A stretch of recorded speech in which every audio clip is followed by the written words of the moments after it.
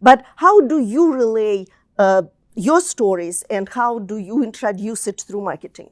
Yeah, storytelling to me is the most powerful tool in a marketer's arsenal, and especially in a sales organization.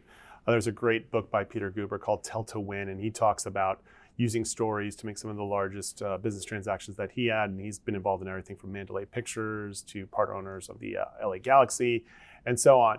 I really think that in our industry, even from when I first started, there was always this talk about value proposition. What's your value proposition? How do I explain my value proposition? What's an agent's value proposition?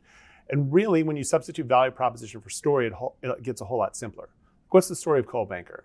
We've been around for 117 years. We're the longest running national real estate brand with the most effective advertising in the industry that sells over $280 million in luxury home sales every single day. Like that, to me, that's a story in and of itself.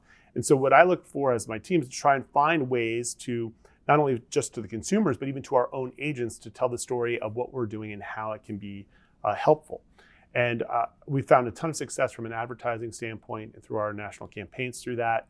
Our Dream campaign, which we launched this past year, we found that those that engage with our ads are 3.7 times more likely to work with a Coldwell Banker agent than those that don't view our ads. So if you just show someone our ad, they are nearly 4 times more likely to want to work with you than if they hadn't seen it. Mm-hmm. That's persuasive storytelling in the most effective way, and it's producing the results as well.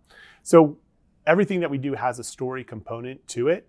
And the emotional side of storytelling versus just looking at the facts and figures is really what persuades people. As humans, we are wired to accept stories, but when we're presented with facts, we tend to question them. It's why when you see something is 25% off, the first thing you do is you do the math to see what is that truly. But when someone's telling you about that amazing story of here's how you can use this in this thing, you're accepting that as fact because we're wired to do just that. So that's really why I think that storytelling is a key element to what we do.